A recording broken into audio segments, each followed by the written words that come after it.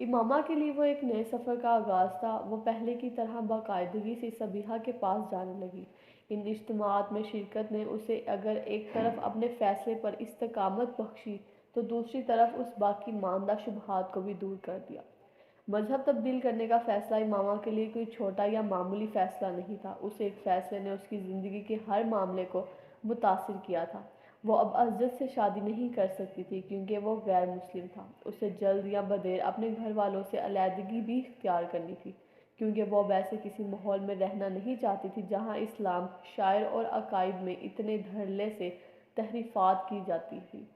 وہ اس پیسے کے بارے میں بھی شکوک کا شکار ہونے لگی تھی جو اسے اپنی تعلیم اور دوسرے اخراجات کے لیے حاشی مبین کی طرف سے ملتے تھے۔ چند سال پہلے تک پریوں کی کہانی نظر آنے والی زندگی یکدم ایک ڈراؤنے خواب میں تبدیل ہو گئی تھی، اور زندگی کے اس مشکل راستے کا انتخاب اس نے خود کیا تھا۔ اسے بعض دفعہ حیرت ہوتی تھی کہ اس نے اتنا بڑا فیصلہ کس طرح کر لیا۔ اس نے اللہ سے استقامت ہی مانگی تھی اور اسے استقامت سے نوازا گیا تھا، مگر وہ ابھی اتنی کم عمر تھی کہ خدشات اور اندیشوں سے مکمل پیچھا چھڑا لینا اس کے لیے ممکن نہیں تھا۔ امامہ، تم فی الحال اپنے والدین کو مذہب کی تبدیلی کے بارے میں نہ بتاؤ۔ اپنے پیروں پر کھڑی ہو جاؤ۔ اس وقت نہ صرف تم آسانی سے ازد سے شادی سے انکار کر سکتی ہو بلکہ انہیں اپنے مذہب کی تبدیلی کے بارے میں بھی بتا سکتی ہو۔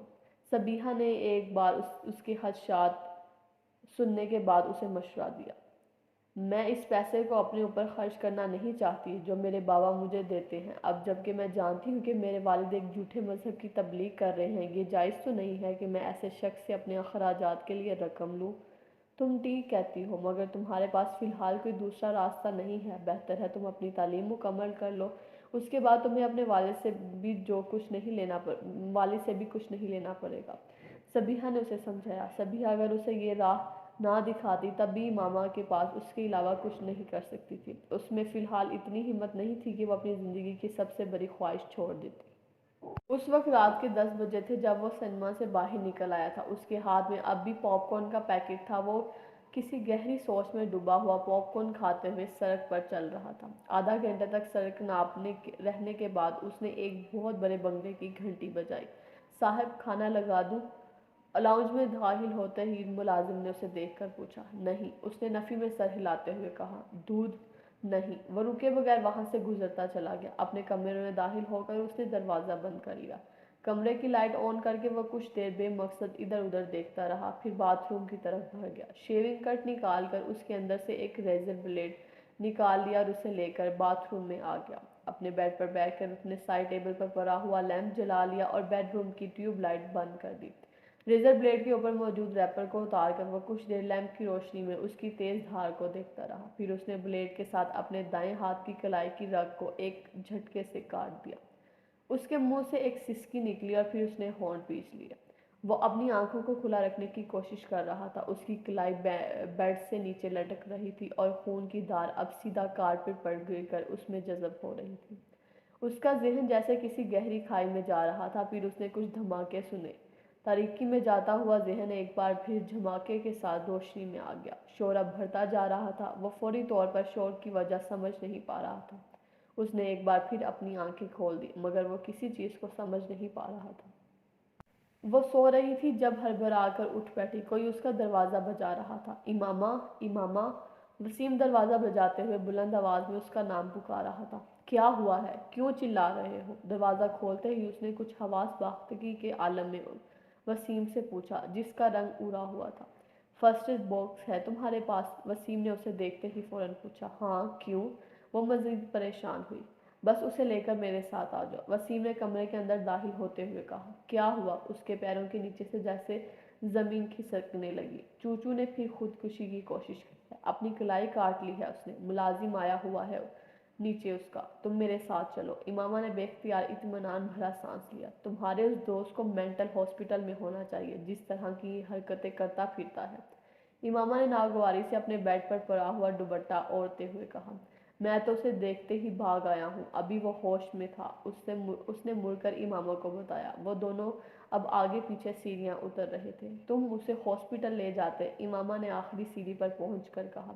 وہ بھی لے جاؤں گا، پہلے تم اس کی کلائی وغیرہ تو باندھ دو، خون تو بند ہو۔ وسیم میں اسے کوئی بہت اچھی قسم کی فرسٹ ایڈ نہیں دے سکتی، پتہ نہیں اس نے کس چیز سے کلائی کاٹی ہے اور زخم کتنا گہرا ہے۔ اس کے اپنے گھر والے کہاں ہیں؟ بات کرتے ہوئے امامہ کو خیال آیا، اس کے گھر میں کوئی بھی نہیں ہے، صرف ملازم ہے۔ وہ تو کوئی فون کال آئی تھی جس پر ملازم اسے بلانے کے لیے گیا تھا، اور جب اندر سے کوئی جواب نہیں آیا تو وہ پریشان ہو کر دوسرے ملازموں کے ساتھ مل کر اس سے دروازہ توڑ دیا۔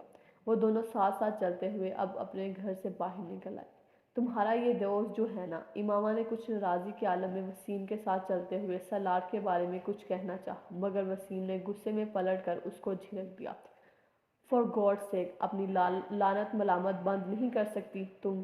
اس کی حالت سیریس ہے اور تم اس کی برائیوں میں مصروف ہو۔ ایسی حرکتیں کرنے والوں کے لیے میرے پاس کوئی ہمدردی نہیں ہے۔ وہ دونوں اب سالار کے لاؤنج میں پہنچ چکے تھے۔ چند قدم چلنے کے بعد وسیم ایک موڑ مرا اور کمرے کے اندر داخل ہو گیا۔ امامہ اس کے پیچھے ہی تھی، مگر پھر جیسے کرنٹ کھا کر رک گئی۔ کمرے کے دروازے سے اندر داخل ہوتے ہی سامنے قد آمد کھڑکیوں پر کچھ ماڈلز اور ایکٹریسز کی بڑی بڑی عریاں تصویریں اس طرح لگائی گئی تھی کہ ایک لمحے کے لیے امامہ کو یوں لگا جیسے وہ تمام لڑکیاں حقیقی طور پر اس کمرے میں موجود ہیں۔ اس کا چہرہ سرخ ہو گیا۔ ایک طرف بیڈ پر پڑے ہوئے زخمی کے بارے میں اس کی رائے کچھ اور خراب ہو گئی۔ وہ تصویریں اس کے کردار کی پستی کا ایک اور ثبوت تھیں، اور کمرے میں 3-4 لوگوں کی موجودگی میں اس کے لیے وہ تصویر خاصی خفت اور شرمندگی کا باعث بن رہی تھی۔ ان تصویروں سے نظریں چراتے ہوئے وہ تیز رفتاری سے ڈبل بیڈ کی طرف آگئی جہاں سالار سکندر لیٹا ہوا تھا۔ وسیم اس کے پاس بیڈ پر بیٹھا فرسٹ ایڈ باکس کھول رہا تھا، جبکہ امامہ کا بھرا بھائی سالار کی اس کلائی کو بیڈ شیٹ کے ایک لٹکے ہوئے کونے کے ساتھ دبا کر خون روکنے کی کوشش کر رہا تھا، جبکہ خود سالار نشے میں ڈوبے ہوئے کسی انسان کی طرح اپنا ہاتھ چھڑوانے کی کوشش کر رہا تھا۔ وہ وسیم اور وہاں ملازموں سے کچھ کہہ بھی رہا تھا۔ امامہ کے آگے بڑھتے ہی اس کے بڑے بھائی نے اس کرسی کو چھوڑ دیا جس پر وہ بیٹھے ہوئے تھے۔ اس کے زخم کو دیکھو، میں نے چادر سے خون روکنے کی کوشش کی ہے مگر میں کامیاب نہیں ہوا، انہوں نے اس کی کلائی امامہ کو تھماتے ہوئے کہا۔ امامہ نے کرسی پر بیٹھتے ہی اس کی کلائی پر گرد لپیٹا ہوا کونا ہٹایا۔ زخم بہت گہرا اور لمبا تھا، ایک نظر ڈالتے ہی اسے اندازہ ہو گیا تھا۔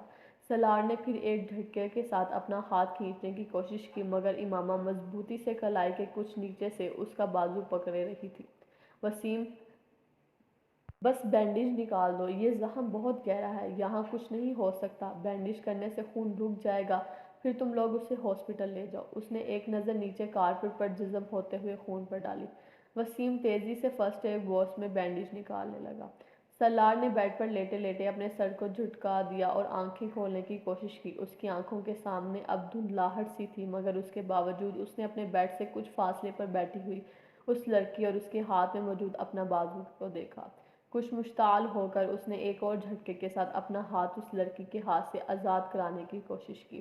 ہاتھ آزاد نہیں ہوا مگر درد کی ایک تیز لہر بے اختیار اسے کراہنے پر مجبور کیا تھا۔ اسے چند لمحوں کے لیے یہی محسوس ہوا تھا جیسے اس کی جان نکل گئی، مگر اگلے ہی لمحے وہ ایک بار پھر چھڑانے کی کوشش کر رہا تھا۔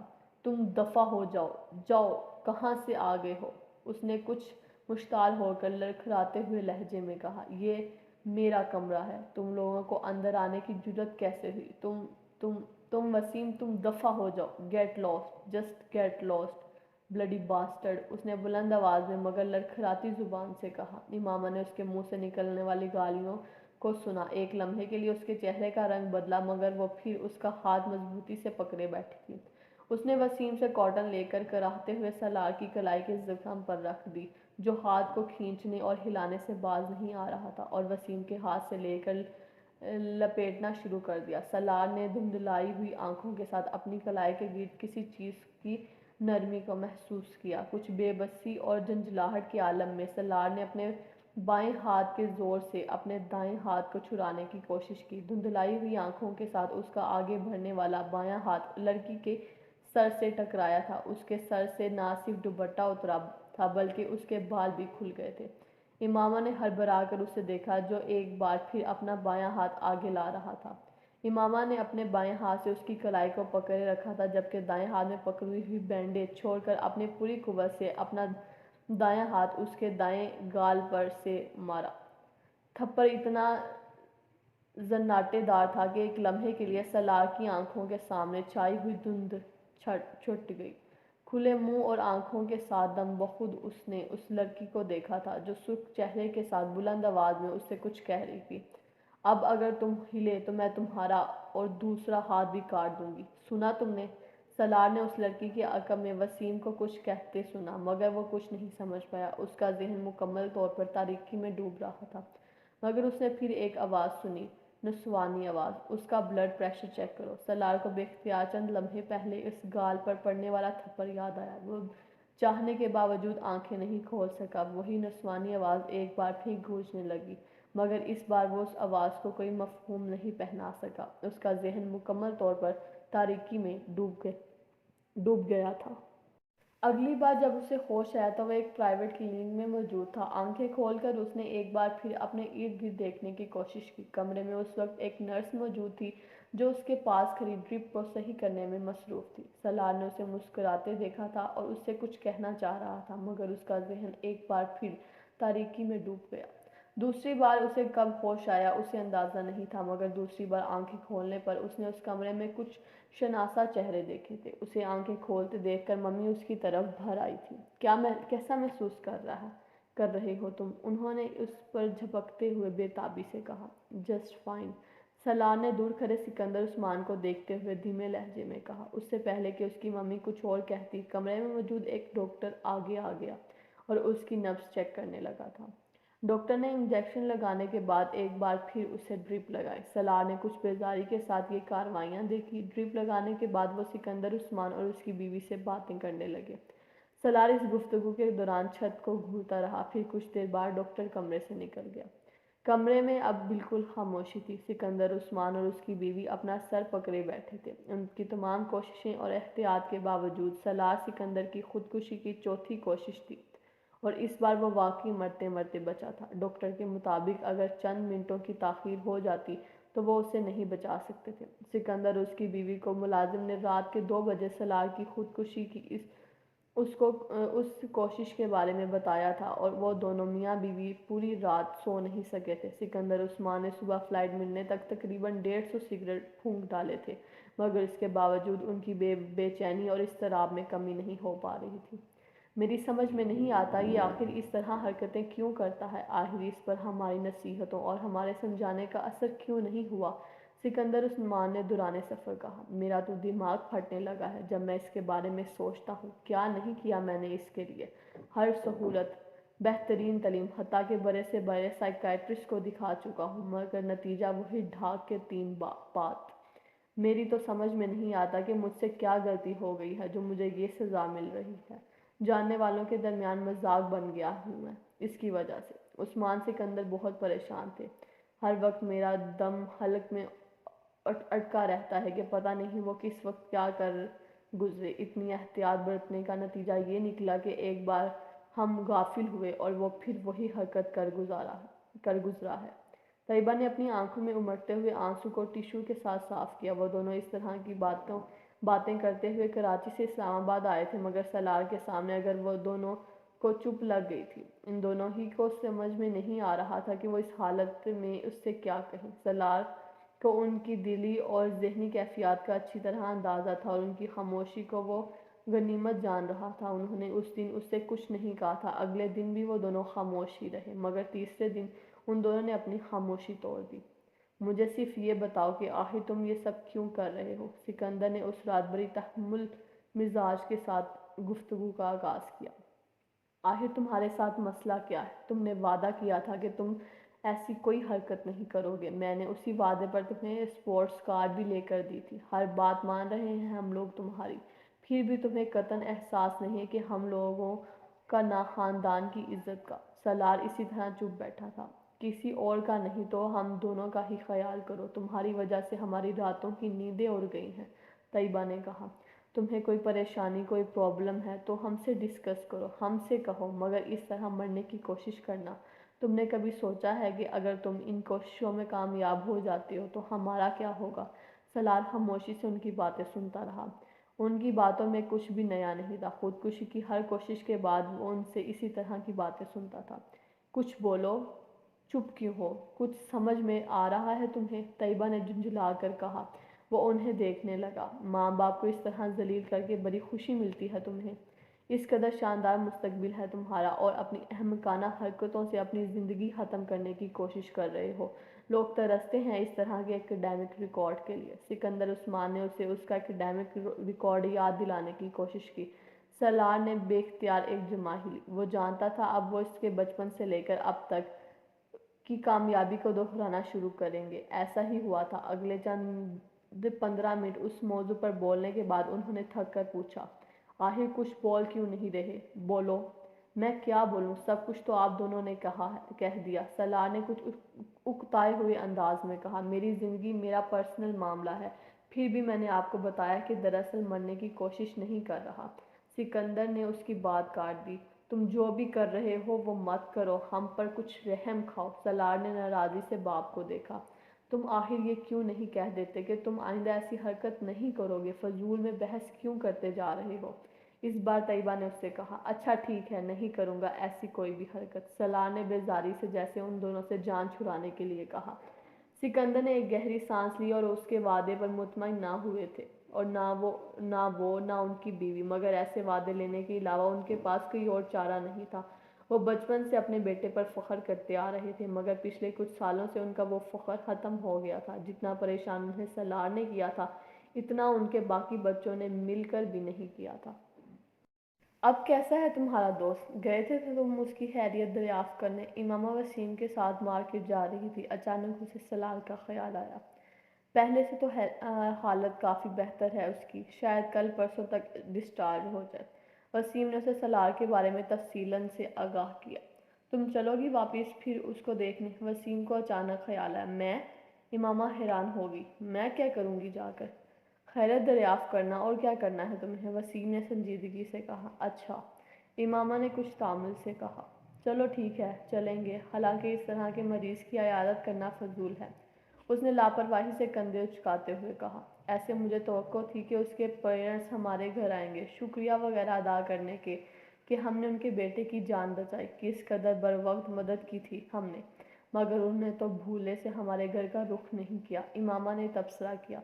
تم ان بیچاروں کی کنڈیشن کا اندازہ ہی نہیں کر سکتی، کس منہ سے وہ شکریہ ادا کرنے آئیں گے؟ اور پھر اگر کوئی یہ پوچھ بیٹھے کہ آپ کے بیٹے نے ایسی حرکت کیوں کی تو وہ دونوں کیا جواب دیں گے؟ وہ بیچارے عجیب مشکل میں پھنسے ہوئے ہیں۔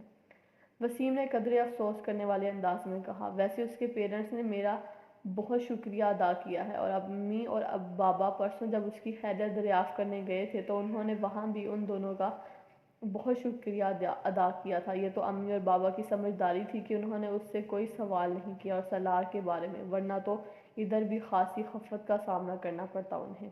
وسیم نے گاڑی موڑتے ہوئے کہا۔ مگر آخر تمہارے اس دوست کا مسئلہ کیا ہے؟ کیوں بیٹھے بٹھائے اس طرح کی احمقانہ حرکتیں کرنے لگتا ہے؟ امامہ نے پوچھا۔ تم مجھ سے اس طرح پوچھ رہی ہو جیسے وہ مجھے سب کچھ بتا کر یہ سب کچھ کرتا ہوگا۔ مجھے کیا پتا وہ کس لیے یہ سب کرتا ہے یا کیوں کرتا ہے؟ تمہارا اتنا گہرا دوست ہے، تم پوچھتے کیوں نہیں اس سے؟ اتنا گہرا بھی نہیں ہے کہ ایسی باتوں کے بارے میں مجھے بتانے لگے، اور ویسے بھی میں کیوں کرے دوں؟ ہوگا اس کا کوئی مسئلہ تو پھر بہتر ہے کہ تم ایسے دوستوں سے کچھ فاصلے پر رہو۔ ایسے لوگوں سے دوستی اچھی نہیں ہوتی۔ اگر کل کو تم نے بھی اس طرح کی حرکتیں شروع کر دی تو؟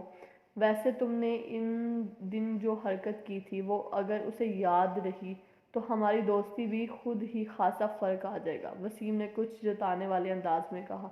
میں نہیں سمجھتی کہ اسے وہ تھپڑ یاد ہوگا، وہ صحیح طور پر ہوش پہ تو نہیں تھا۔ تم سے ذکر کیا تھا اس نے اس بارے میں؟ امامہ نے پوچھا۔ نہیں، مجھ سے کہا تو نہیں، مگر ہو سکتا ہے اسے یاد ہو۔ تم نے اچھا نہیں کیا تھا۔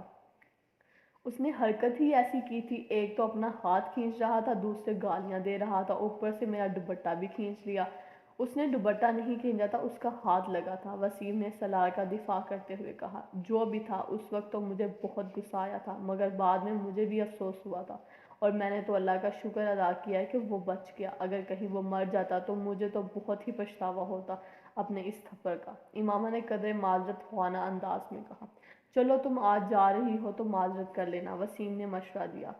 کیوں ایکسکیوز کروں؟ ہو سکتا ہے اسے کچھ یاد ہی نہ ہو، پھر میں خواہ مخواہ گرے مردے اکھاڑوں اسے یاد دلاؤ کہ میں نے اس کے ساتھ ایسا کیا تھا۔ امامہ نے فوراً کہا، اور فرض کرو اسے سب کچھ یاد ہو تو کیا ہوگا؟ وہ کون سا ہمارا رشتہ دار ہے؟ اس سے تعلقات خراب ہو جائیں گے یا میل جول میں فرق پڑ جائے گا؟ امامہ نے لاپرواہی سے کہا۔ شاپنگ کرنے کے بعد سالار اسے کلینک لے آیا جہاں سالار زیر علاج تھا۔ وہ دونوں جس وقت اس کمرے میں داخل ہوئے اس وقت وہ سوپ پینے میں مصروف تھا۔ سالار نے وسیم کے ساتھ آنے والی لڑکی کو دیکھا اور فوراً پہچان لیا۔ اگرچہ اس رات اس حالت میں وہ اسے شناخت نہیں کر سکا مگر اس وقت اسے دیکھتے ہی وہ اسے پہچان گیا تھا۔ اپنی ممی سے یہ بات وہ پہلے ہی جان چکا تھا کہ وسیم کی بہن نے اسے فرسٹ ایڈ دی تھی، مگر اسے وہ فرسٹ ایڈ یاد نہیں تھی، بس وہ زناٹے دار تھپڑ تھا جو اس رات اسے پڑا تھا۔ اس لیے امامہ کو دیکھتے ہی وہ سوپ پیتے پیتے رک گیا۔ اس کی چپتی ہوئی نظروں سے امامہ کو اندازہ ہو گیا تھا کہ اسے یقیناً اس رات ہونے والے واقعات کسی نہ کسی حد تک یاد تھے۔ رسمی علیگ کے بعد اس کی ممی امامہ کا شکریہ ادا کرنے لگیں جبکہ سالار نے سوپ پیتے ہوئے گہری نظروں سے اسے دیکھا۔ وسیم سے اس کی دوستی تو کئی سال گزر چکے تھے اور اس نے وسیم کے گھر میں امامہ کو بھی کئی بار دیکھا تھا مگر اس نے کبھی توجہ نہیں دی تھی۔ اس دن پہلی بار وہ اس پر قدرے تنقیدی انداز میں غور کر رہا تھا۔ اس کے دل میں امامہ کے لیے شکریہ یا احساس مندی کے لیے کوئی جذبہ نہیں تھے۔ اس کی وجہ سے اس کے سارے پلان کا بیڑا غرق ہو گیا تھا۔ امامہ اس کی ممی سے گفتگو میں مصروف تھی مگر وہ وقتاً فوقتاً اپنے اوپر پڑنے والی اس کی نظروں سے بھی واقف تھی۔ زندگی میں پہلی بار اسے کسی کی نظریں اتنی بری لگی تھیں۔ ایک لمحے کے لیے اس کا دل چاہ رہا تھا کہ وہ اٹھ کر وہاں سے بھاگ جائے۔ سالار کے بارے میں اس کی رائے اور بھی خراب ہو گئی تھی۔ وہ اپنے اس تھپڑ کے معذرت کے ارادے سے وہاں آئی تھی مگر اس وقت اس کا دل چاہ رہا تھا کہ 2-4 اور تھپڑ لگا دے۔ تھوڑی دیر وہاں بیٹھنے کے بعد فوراً ہی واپس جانے کے لیے اٹھ کھڑی ہوئی اور واپس جاتے ہوئے اس نے سالار کے ساتھ علیگ سے لے کر تکلف بھی نہیں کیا تھا۔ وہ صرف اس کی ممی کے ساتھ دعا سلام کے بعد سالار کی طرف دیکھے بغیر باہر نکل آئی تھی اور باہر آ کر اس نے سکون کا سانس لیا۔ اس طرح کے دوست بنائے ہیں تم نے؟ اس نے باہر نکلتے ہوئے وسیم سے کہا جس نے کچھ حیرانی سے اسے دیکھا۔ کیوں؟ اب کیا ہوا ہے؟ اسے دیکھنے تک کی تمیز نہیں ہے، اس بات کا احساس تک نہیں ہے کہ میں اس کے دوست کی بہن ہوں اور اس کے دوست کے ساتھ اس کمرے میں موجود ہوں۔ وسیم اس کی بات پر کچھ خفیف سا ہو گیا۔ یہ آدمی اس قابل نہیں ہے کہ اس کی عیادت کے لیے جایا جائے اور تم اس کے ساتھ میل جول بند کرو۔ اچھا ٹھیک ہے، میں محتاط رہوں گا، اب تم بار بار اس بات کو نہ دہراؤ۔ وسیم نے موضوع گفتگو بدلنے کی کوشش کرتے ہوئے کہا۔ امامہ دانستانہ طور پر خاموش ہو گئی مگر سالار اس کے ناپسندیدہ افراد کی لسٹ میں شامل ہو چکا تھا۔ یہ ایک اتفاق ہی تھا کہ وہ ان دنوں کچھ چھٹیاں گزارنے اسلام آباد آئی ہوئی تھی ورنہ شاید سالار سے اس کا اتنا قریبی اور اتنا ناپسندیدہ تعارف اور تعلق کبھی پیدا نہ ہوتا۔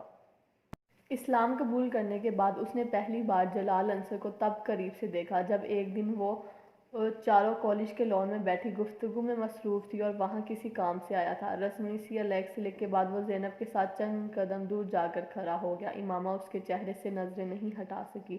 ایک عجیب سی مسرت اور سرخوشی کا احساس اسے گھیرے میں لے رہا تھا۔ وہ چند منٹ زینب سے بات کرنے کے بعد وہیں سے چلا گیا۔ امامہ اس کی پشت پر نظریں جمائے اس وقت تک اسے دیکھتی رہی تھی جب تک وہ نظروں سے اوجھل نہیں ہو گیا۔ اس کے ارد گرد بیٹھی اس کی فرینڈز کیا باتیں کر رہی تھی اسے اس وقت اس کا احساس نہیں تھا۔ جب وہ اس کی نظروں سے اوجھل ہوا تو یکدم جیسے دوبارہ اپنے ماحول میں واپس آ گئی۔ جلال انصر سے اس کی دوسری ملاقات زینب کے گھر پر ہوئی تھی۔ اس دن وہ کالج سے واپسی پر زینب کے ساتھ اس کے گھر آئی تھی۔ زینب کچھ دنوں سے ان سب کو اپنے ہاں آنے کے لیے کہہ رہی تھی، باقی سب نے تو کوئی نہ کوئی بہانہ بنا دیا تھا مگر امامہ اس دن اس کے ساتھ اس کے گھر چلی آئی تھی۔ اس کے گھر آ کر اسے عجیب سے سکون کا احساس ہوا تھا۔ شاید اس احساس کی وجہ جلال انصر سے اس کے گھر کی نسبت تھی۔ وہ ڈرائنگ روم میں بیٹھی ہوئی تھی اور زینب چائے تیار کرنے کے لیے کچن میں گئی تھی۔ جب جلال ڈرائنگ روم میں داخل ہوا امامہ کو وہاں دیکھ کر کچھ چونک گیا، شاید اسے امامہ کو وہاں دیکھنے کی توقع نہیں تھی۔ السلام علیکم، کیا حال ہے آپ کا؟ جلال نے شاید اس طرح بے دھڑک اندر داخل ہونے پر اپنی جھیمپ مٹانے کے لیے کہا۔ امامہ نے رنگ بدلتے چہرے کے ساتھ اس کا جواب دیا۔ زینب کے ساتھ آئی ہیں آپ؟ اس نے پوچھا۔ جی۔ زینب کہاں ہے؟ میں دراصل اس کو ڈھونڈتے ہوئے یہاں آ گیا، مجھے پتہ نہیں تھا کہ اس کی کوئی دوست یہاں موجود ہے، کچھ معذرت خواہ انداز میں کہتے ہوئے وہ پلٹ گیا۔ آپ بہت اچھی نعت پڑھتے ہیں، امامہ نے بے ساختہ کہا۔ وہ ٹھٹک گیا۔ شکریہ۔ وہ کچھ حیران نظر آیا۔ آپ نے کہاں سنی؟ ایک دن میں زینب کو فون کیا تھا، جب تک وہ فون ہولڈ رہا مجھے آپ کی آواز آتی رہی۔ پھر زینب سے آپ کے بارے میں پتہ چلا، اس میں نعتیہ مقابلے میں بھی گئی تھی جہاں آپ نے وہ نعت پڑھی تھی۔ وہ بے اختیار کہتی چلی گئی۔ جلال عنصر کی سمجھ میں نہیں آیا اور وہ حیران ہو یا خوش۔ بہت اچھی تو نہیں، بس پڑھ لیتا ہوں، اللہ کا کرم ہے۔ اس نے حیرت کے اس جھٹکے سے سنبھلتے ہوئے سفید چادر میں لپیٹی اس دبلی پتلی دراز قامت لڑکی کو دیکھا جس کی گہری سیاہ آنکھیں کوئی بہت عجیب سا تاثر لیے ہوئے تھی۔ اپنی آواز کی تعریف وہ بہت سے سن چکا تھا، مگر اس وقت اس لڑکی کی تعریف اس کے لیے قدرے غیر معمولی تھی، اور جس انداز میں اس نے یہ کہا تھا وہ اس سے بھی زیادہ عجیب تھا۔ وہ پلٹ کر ڈرائنگ روم سے باہر نکل گیا اور ویسے بھی لڑکیوں سے گفتگو میں مہارت نہیں رکھتا تھا، اور پھر ایک ایسی لڑکی سے گفتگو جس سے وہ صرف چہرے کی حد تک واقف تھا۔ امامہ ایک عجیب سی مسرت کے عالم میں وہاں بیٹھی ہوئی تھی۔ اسے یقین نہیں آ رہا تھا کہ اس نے جلال عنصر سے بات کی تھی، اپنے سامنے، خود سے اتنے قریب۔ وہ ڈرائنگ روم کے دروازے سے کچھ آگے کارپٹ پر ایک جگہ کو دیکھتی تھی جہاں وہ کچھ دیر پہلے کھڑا تھا۔ تصور کی آنکھ سے وہ اسے ابھی بھی وہیں دیکھ رہی تھی۔ ان کی اگلی ملاقات ہاسپٹل میں ہوئی تھی۔ پچھلی دفعہ اگر امامہ دانستانہ طور پر زینب کے گھر گئی تھی تو اس بار ایک اتفاق تھا۔ امامہ رابعہ کے ساتھ وہاں آئی تھی، جسے وہاں اپنی کسی دوست سے ملنا تھا۔ ہاسپٹل کے ایک کوریڈور میں فائنل اسٹوڈنٹ کے ایک گروپ میں اس نے جلال عنصر کو دیکھا۔ اس کی ایک ہارٹ بیٹ مس ہوئی۔ کوریڈور میں اتنا رش تھا کہ وہ اس کے پاس نہیں جا سکتی تھی، اور اس وقت پہلی بار امامہ کو احساس ہوا کہ اسے سامنے دیکھ کر اس کے لیے رک جانا کتنا مشکل کام تھا۔ رابعہ کی دوست کے ساتھ بیٹھے ہوئے بھی اس کا دھیان مکمل طور پر باہر ہی تھا۔ ایک ڈیڑھ گھنٹے کے بعد وہ رابعہ کے ساتھ اس کے دوست کے کمرے سے باہر آئی تھی۔ اب وہاں فائنل ایئر کے اسٹوڈنٹس کا وہ گروپ نہیں تھا۔ امامہ کو بے اختیار مایوسی ہوئی۔ رابعہ اس کے ساتھ باتیں کرتے ہوئے باہر نکل رہی تھی جب سیڑھیوں پر ان دونوں کا آمنا سامنا جلال سے ہو گیا۔ امامہ کے جسم سے جیسے ایک کرنٹ سا گزر گیا ہو۔ السلام علیکم جلال بھائی، کیسے ہیں آپ؟ رابعہ نے پہل کی تھی۔ اللہ کا شکر، اس نے اسلام کا جواب دیتے ہوئے کہا۔ آپ لوگ یہاں کیسے آ گئے؟ اس بار جلال نے امامہ کو دیکھتے ہوئے پوچھا۔ میں اپنی ایک فرینڈ سے ملنے آئی تھی اور امامہ میرے ساتھ آئی تھی، رابعہ مسکراتے ہوئے بتا رہی تھی، جبکہ امامہ خاموشی سے اس کے چہرے پر نظریں جمائے ہوئے تھی۔ دستگیری میری تنہائی کی تو نے ہی تو کی، میں تو مر جاتا اگر ساتھ نہ ہوتا تیرا۔ عورت اس کی آواز سنتے ہوئے وہ ایک بار پھر ٹرانس میں آ رہی تھی۔ اس نے بہت کم لوگوں کو اتنے شتا لہجے میں اردو بولتے ہوئے سنا تھا جس لہجے میں وہ بات کر رہا تھا۔ پتہ نہیں کیوں ہر بار اس کی آواز سنتے ہی اس کے کانوں میں اس کی پڑھی ہوئی وہ نعت گونجنے لگتی تھی۔ اسے عجیب سا رشک آ رہا تھا اسے دیکھتے ہوئے۔ جلال نے رابعہ سے بات کرتے ہوئے شاید اس کی محویت کو محسوس کیا تھا، اس لیے بات کرتے کرتے اس نے امامہ کی طرف دیکھا اور مسکرایا۔ امامہ اس کے چہرے سے نظریں ہٹا لی۔ بے اختیار اس کا دل چاہا کہ وہ اس شخص کے اور قریب چلی جائے۔ جلال نے نظریں ہٹا کر ارد گرد گزرتے لوگوں کو دیکھتے ہوئے اس سے 3 بار لا حول پڑھی۔ شاید اس وقت شیطان میرے دل میں آ کر مجھے اس طرف راغب کر رہا ہے، اس نے سوچا، مگر لا حول پڑھنے کے بعد بھی اس کے اندر کوئی تبدیلی نہیں آئی۔ وہ اب بھی جلال کے لیے ویسے ہی کشش محسوس کر رہی تھی۔ اجدر سے اتنے سالوں کی منگنی کے بعد بھی کبھی اس نے اپنے آپ کو اس کے لیے اس طرح بے اختیار ہوتے نہیں دیکھا تھا جس طرح وہ اس وقت ہو رہی تھی۔ وہاں کھڑے اسے پہلی بار جلال سے بہت زیادہ خوف آ گیا۔ میں کیا کروں گی اگر میرا دل اس آدمی کو دیکھ کر اسی طرح بے اختیار ہوتا رہا؟